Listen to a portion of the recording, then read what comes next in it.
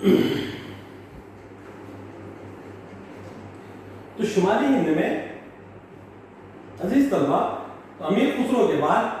ولی اورنگ آبادی کے سے متاثر ہو کر جن لوگوں نے اردو غزل کی طرف توجہ دی اور اردو غزل کو ترقی و ترویج دی، غزل کے ابتدائی نقوش باضابطہ طور پر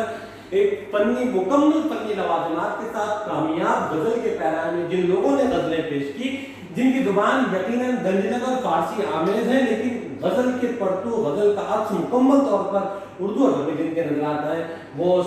شمالی شاہ حاتم، شاہ مبارک اور مرزا جانے جانا ہے۔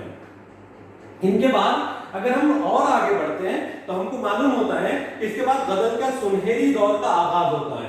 یہ غزل کے ابتدائی نقوش ہم کو شمالی ہند میں نظر آتے ہیں، لیکن باضابطہ طور پر اس کے بعد جب غزل کو بہت زیادہ ترقی و ترویج دی، اس دور کے لافانی شاعر میر تقی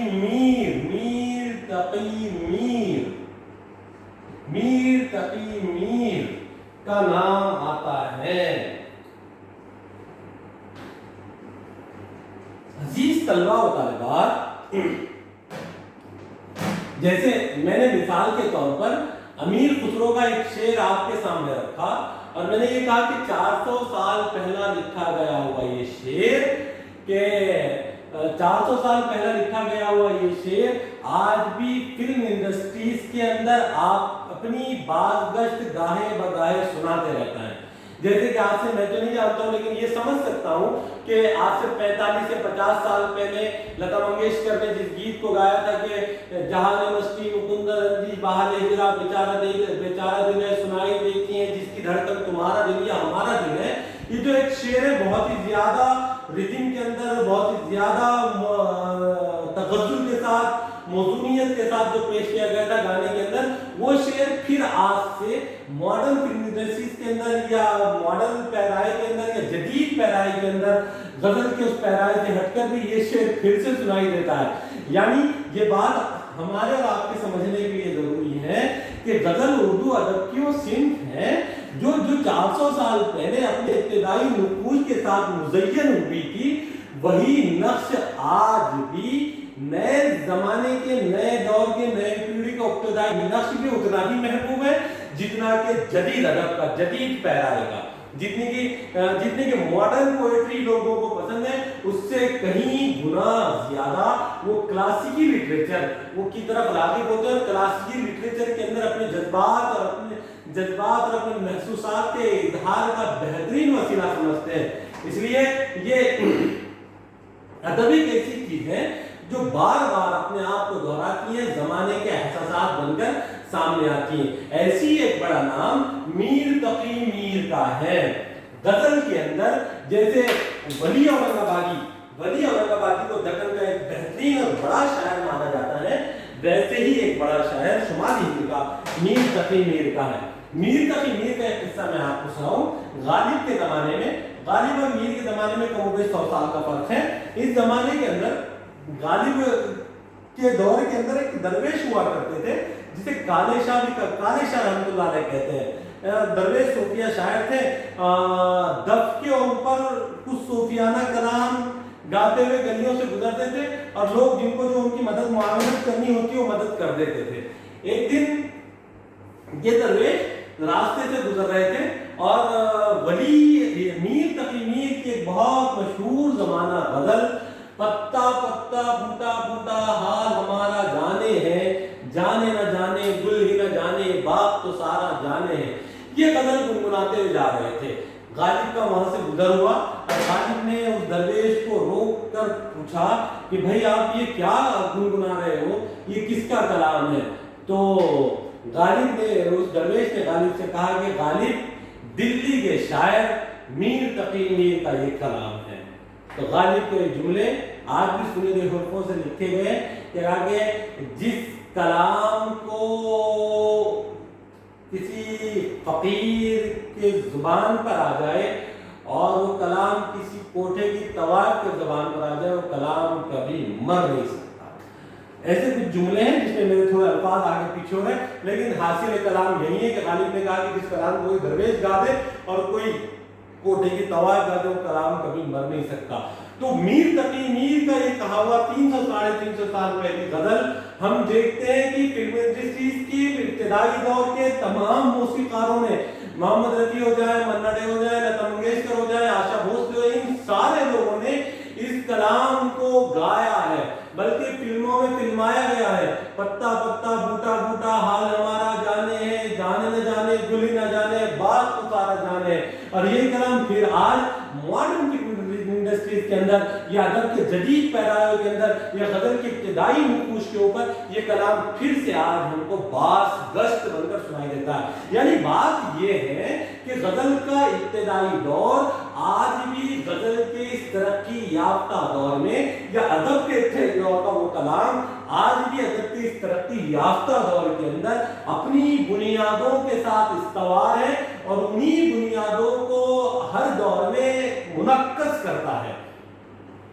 तो हम अजीज तलबा व तालिबात, तो गजल के मैदान का एक सबसे बड़ा नाम जो हातिम शाह मुबारक मिर्जा जाना के बाद जिसका नाम आता है वो मीर तकी मीर है। और मीर तकी मीर के नासरीन में और दो शायर जिन्होंने गजल के मैदान में बड़ा काम किया, सौदा और मीर दर्द है। सौदा और मीर दर्द है। सौदा और मीर दर्द तो गजल के कसीदे के हवाले से जाने जाते हैं, लेकिन मीर तकी मीर के माशरीन में मीर तकी मीर के बाद जिन लोगों का उर्दू अदब के हवाले से बड़ा अहम रोल रहा, जिन्होंने उर्दू गजल को तरक्की और तरबीज दी और बाज़ाब्ता गजल के आगाज और इर्तिका के अंदर अपना अहम रोल अदा किया, इनमें सौदा और मीर दर्द का नाम अहम है। आइए सौदा और मीर दर्द के बाद जिन लोगों ने शुमाली हिंद में गजल के मैदान में काम किया है, उनमें सौदा और मीर दर्द के बाद हम देखते हैं कि 1857 का गदर के हालात पैदा होते हैं, हुकूमतों के तब्दीली का, अंग्रेजों का तसल्लुत कायम होता है और दिल्ली उजड़ती है। सौदा और मीर दर्द है। इसके बाद दिल्ली के उजड़ने पर लखनऊ में शायरी की महफिल जमती है। यहाँ के शायरों में मसफ़ी, इंशा और जुर्रत काबिल जिक्र है। दिल्ली उजड़ती है। दिल्ली के उजड़ने के बाद एक तो दबिस्ताने दिल्ली वजूद में आती है।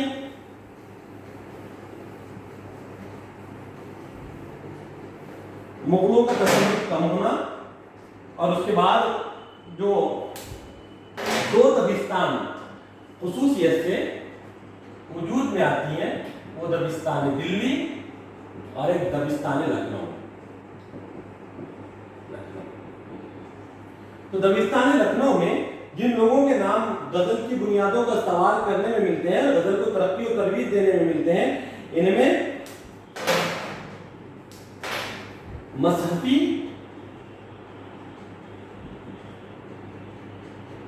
इंशा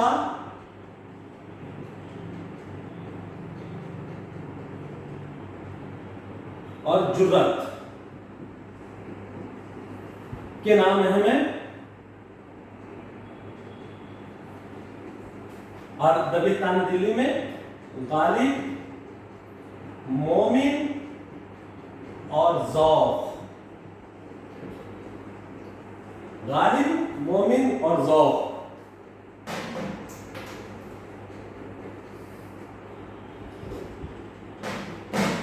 अगर हम देखते हैं तो हमको मालूम होता है कि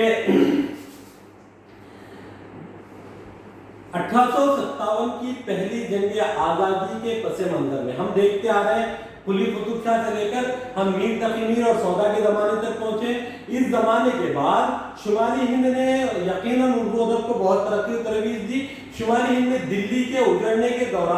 दौरानिया में जो एक 20-25 साल 50 साल का जो वक्फा गुजरा है, एक नई दबिस्तान, एक नए इलाका उर्दू अदब के हवाले से मुतारिफ हुआ, जिनमें दबिस्तान लखनऊ भी कहा जाता है, जहाँ के लखनऊ की सरजमीन में लखनऊ के नवाबों ने उर्दू ज़बान और अदब की तरक्की और तरबीज में बहुत अहम रोल अदा किया। अदब की तरक्की और तरबीज में बहुत अहम रोल अदा किया। मौसीकी की तरक्की यानी खुसूसन फ़नून लतीफ़ा की तरक्की और तरबीज में बहुत अहम अदा किया। इस ज़माने के जो मशहूर शोरा है جن لوگوں نے غزل کو بہت زیادہ ترقی دی، غزل کے میدان میں کام کیا، غزل کو نئے اہم بخشے، غزل کے اندر نئے موضوعات کو شامل کیا، غزل کو نئے پیراؤں سے آراستہ کیا اور غزل کی بنی فن کے ترقی و ترویج میں اہم رول ادا کیا۔ ان میں مصفی، انشا اور جرأت، ان 3 شعراء کا نام ہے، اور ان 3 شعراء نے پورے دبستان لکھنؤ کو متاثر کیا، اپنی ایک تھاٹ آف اسکولز کی بنیاد رکھی، جس کے زیر اثر دبستان لکھنؤ نے اردو شاعری کے اندر ایک نئے رنگ اور نئے ڈھنگ کا آغاز کیا۔ اور اسی طریقے سے اسی دورانیہ میں شمالی ہند میں جن 3 شعراء کا بہت بڑا نام ہے، جس نے اردو ادب کے دامن میں وسعت دی، اردو ادب کو بیش بہا خزانہ دیا اور اردو کی فن شاعری کو نئے اہم بخشے، نئے موضوعات دیے، نیا ڈھنگ دیا، نئی فکر دی، فلسفہ دیا، اور کیا کہتے ہیں تصوف جیسی آمیزش کو اردو ادب کے اندر ایسے گتھی کر دیا کہ مانو دونوں کا جدا کرنا الگ ہے۔ عشق حقیقی اور عشق مجازی کے پیراؤں کو اس طریقے سے غلط ملت کر دیا کہ عشق حقیقی اور عشق مجازی کا عشق حقیقی اور عشق مجازی کا فرق ہی ختم کر دیا۔ جیسے غالب، اب غالب کے تعلق سے کچھ کہنا یہ ہمارے لیے کچھ منٹوں کا کام نہیں، بلکہ غالب اردو شاعری کا وہ سرقیر اعظم ہے جس نے اپنی سے پہلوں اور اپنے سے آنے والے بعدوں تک کو اپنے سے پہلوں کو پر اس لیے سبقت حاصل کی کہ جو کچھ پہلے لکھا جا چکا تھا وہ غالب نے اپنی شاعری کے اپنے قلم کے اندر سمو کر ان موضوعات کے اندر کچھ ایسی جدت ترازیاں کی کہ پہلے لکھی ہوئی چیزیں غالب کے پاس آنے کے بعد مبہم ہو گئی، اور جب غالب نے ان پہلی چیزوں کے اندر اپنے خیالات اور افکارات اور اپنے انداز اور اپنی جدت ترازی کو پیش کیا تو پہلی چیزیں کچھ اتنی جدید تر ہو کر سامنے آئی کہ مانو پہلوں کا نہیں بلکہ غالب ہی کا حصہ ہو گئی، یعنی وہ غالب ہی کے کلام یوں معلوم ہوتا تھا کہ پہلے وہ چیزیں جو غالب نے پیش کی ہیں وہ چیزیں مانو بس ابھی نئے سے پیش ہو رہی، جبکہ غالب سے پہلے ان موضوعات کو چھیڑ چکے تھے، لوگ اس فن کو چھیڑ چکے تھے، لیکن غالب نے جب اس جدت سے اپنی فکر و فلسفے سے اس میں جو آمیزش کی، یہ غالب کا حصہ تھا، اور غالب اردو شاعری پر غالب ہو گئے۔ اور جب غالب